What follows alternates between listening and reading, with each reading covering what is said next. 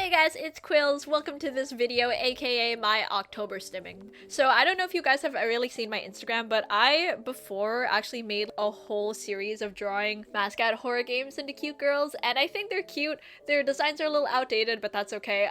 But I actually decided to look through them, and I thought it'd be really cool to like redesign some of them, or at least like update a bit, because I feel like my character design process has gotten a little bit better, but I would love to see it in action. So that's basically this video. Starting off, of course, I had to do my favorite FNAF character, the puppet. I think her design is really cool. I really like the story too. Oh my gosh, the lore that came out it. After FNAF 1, FNAF 2, a lot of the designs were super like different, and then something about the puppet just drew me in, and I really liked it. So of course I had to keep their like long stature. They're very slender, obviously, because they're like a huge puppet. And with the lore, I also like learned that she is kind of meant for security. At least that's what one of the characters did, to like watch over his daughter, you know. It didn't work, but he tried.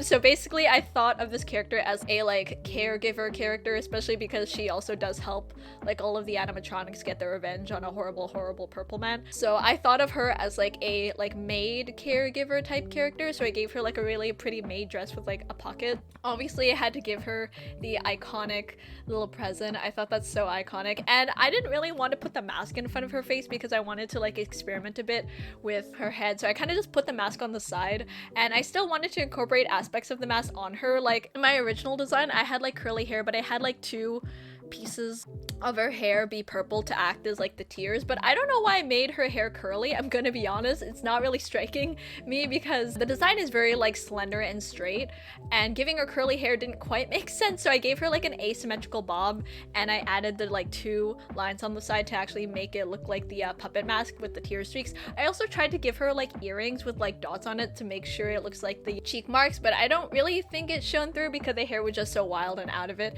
And as much as I did kind of just want to make her look slender, like I really wanted the dress to be poofy, because I think that at least like because she is more geared towards children, I feel like that would really help out a bit. Poofy dress would emulate with the box silhouette, because the security puppet and the marionette are always like pictured inside the box, so I thought that could help a bit. So she's like popping out of it. No, it's okay. Anyway, I thought of giving her like an even more poofy dress, but at that point I thought she looked a little too much like Ballora, and I still wanted all of the characters to look different. I don't really know how I'm designing these in a way, because I did want to make, you know, mascot horror game characters into cute girls, but I still want them to be like scary, or at least like a bit unsettling. So I didn't really go too much with the horror. I still wanted them to like appealing in a sense, and I really like how this design came out. As you guys can tell, I am really big on line art as opposed to like extreme rendering or coloring, and because a lot of this design was just like really intricate black and white line art, I had a really good time with it. I decided that the other part of the page would also just be a close-up, because I really wanted to see a contrast between her in detail from like her face as like a horror standpoint, but I also wanted to see like the full body image, and I didn't just want to do like one or the other. I thought implementing both would be really smart, and I really like how she came out. I mean, if I saw this coming at me, I would probably be terrified, but I also really do find her design appealing. I really think it came out cute, and I think I definitely did a lot better job last time I drew her. I think last time I drew her it was a bit more simplistic, as much as I could, because her design is kind of lacking as the puppet. It is kind of just a little guy, but I think the dress definitely adds a lot, and I did try to add like the cool frills. I don't know if you guys can tell in the speed paint, but the frills part took me fucking forever, and it was probably the longest part of this painting process, but I think it really came out all together. Obviously I gave her like the stripes on the arms and the legs, and then the shoes I kind of made it gestury, puppety, I don't know. I think it looked really cool, and of course on the profile I gave her that like iconic green light, because the security puppet minigame, there's like a green light of the child's bracelet that she was supposed to protect. Again, emphasis on supposed to. She didn't really do a good job, but you know, there's a serial killer on the loose, there's a child outside, she couldn't really do much. Also, can we talk about how messed up that cutscene was? Because those kids literally making the child go outside and like locking them out, and then locking the security puppet out too. I'm just like, I'm not saying that the kids murdered, but I'm saying that they like indirectly helped the murder, which is still bad. But that's how the puppet came out, and I'm really proud of her, and I really like how much better I got at this character because, again, one of my favorite FNAF characters, and I think I definitely did her justice by fixing up her design. And while she still looks cute, I think this one is definitely a lot more terrifying because, again, this puppet is like tall, and if I saw this tall woman down the hallway, I would be both appealed and a little startled. So the next one I thought was gonna be kind of weird because, like, you know, FNAF has dominated the YouTube algorithm, and especially like the horror game franchise as a whole, and I thought of like other games that kind of contrasted with that. I thought of another game that's doing really well in the market as of late is Poppy's Playtime, because it's just a really cool concept. I like all of the characters. It's not my favorite horror game franchise, but I do really like the design and I really like the story aspect. And I'm gonna be honest, it was kind of hard to pick which character because Poppy's Playtime is huge. Like, there are so many characters in this. When I had to look up on the wiki, there was like a good 3 pages worth of characters. That's not even including like each chapter has their own set of characters that they like introduced. The one that I picked out, just because I feel like it would be a really big contrast as opposed to the puppet, was Doughy the Dough Man, which is really hard because, first of all, I really did like this chapter and Doughy was my favorite part, and I kind of just felt bad. I don't even think this is getting into the drawing part, but can we all just like agree that like Doughy was low-key justified because your protagonist really did kind of just like ruin the safe haven and like endanger all of those people. And spoiler warning, you kind of do get all of those like toys murdered because you accidentally followed Ollie, who was, you know, not a real person, and then Doughy kind of just got mad at you and wanted to kill you for, you know, getting all of his friends murdered. And at that point I kind of would just like let him do it. Again, not a part of the drawing, but along with the drawing, definitely Doughy is like a bigger built person, so for like a female form I definitely still wanted them to keep like that weight distribution with like their strong arms and their torso and their legs. I don't like how I drew such nice strong legs for her design and then I covered it up with this dress situation, but goddamn, that leg was really strong and I just covered it up. Because Doughy throughout the chapter was actually like really helpful and really handy when it came to like fixing the things around the safe haven and like helping your character, I kind of wanted to design her as, you know, a apocalypse survivor because she kind of was. I know she's a woman in my design, but like I know in canon he's a he, so I'm just gonna accidentally get the pronouns confused, I'm sorry. But Doughy was kind of surviving as much as he could in this apocalypse type world, so I kind of just designed her as if she was like an apocalypse character because, I mean, Doughy kind of was. So I gave her like overalls and I also like filled it with tools. For the overalls, I made sure to make it an overall dress because, you know, that design where like Doughy fucking hates you and then becomes a monster, that like design of the mouth I think is really cool and I wanted to incorporate that somehow, so I kind of wanted to include it in like the dress part by making the pleats like really big, so it kind of like gave you the look of like the teeth that would come out of his mouth.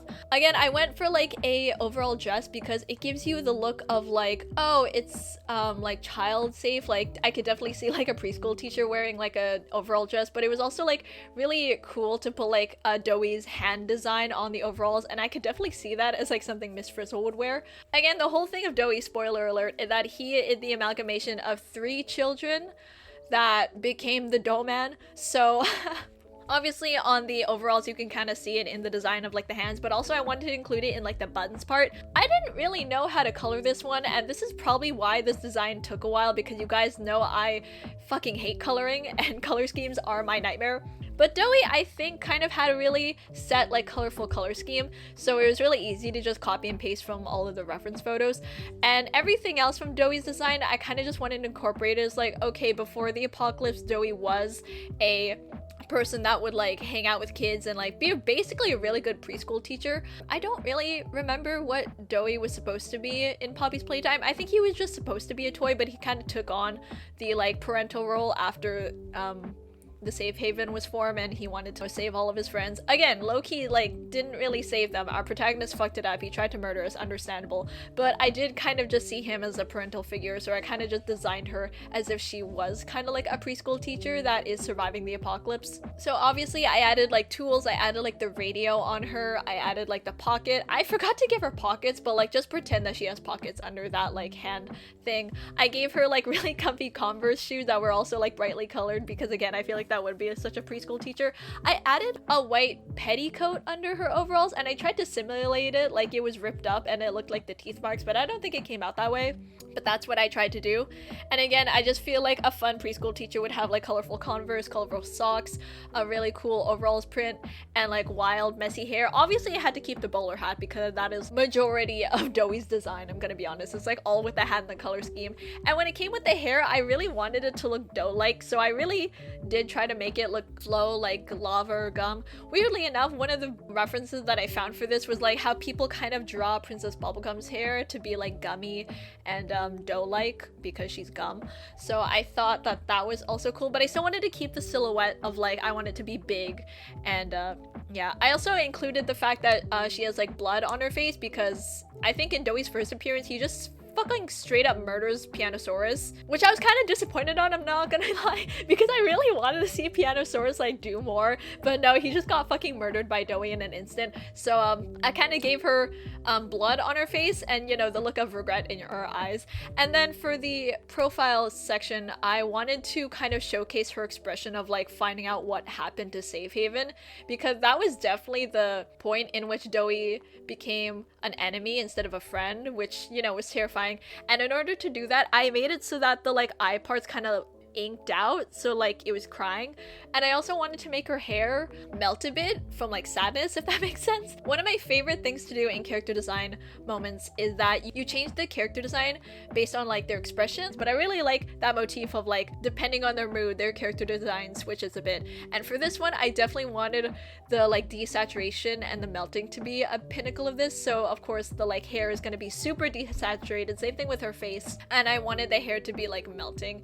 And again, the coloring process was kind of a bitch because, you know, you guys know I don't like color, but I think it came out really well despite the fact that I didn't really know what I was doing. I kind of just relied on my one texture brush to kind of just carry because, you know, Doey's made out of dough, so the texturing is definitely going to be a big part of it, and I just relied on that one like purple brush in the corner for a lot of it.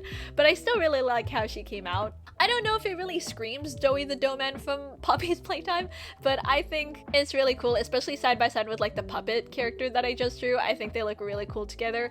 And yeah, that was definitely Doey the Doughman. Again, I say Doey, but my character's a woman, so I was trying to think of like a D name and I can't think of anyone. Delia, Delilah, whatever. This is Doey from Poppy's Playtime as like a cute girl in my art style. So besides mascot horror, the other big thing that's happening in horror lately is that there is a lot of really good horror multiplayer games coming out, so I definitely wanted to include one of them. And despite me always playing Outlast Trials, I didn't really want to do Outlast Trials because first of all, their character designs are already like 10 out of 10, but also they're too hyper realistic for me and I don't know if I should do that to myself. So the other multiplayer horror game that I do play though is Lethal Company, and I think we know where we're going with this because obviously I had to draw the coil head as a cute girl.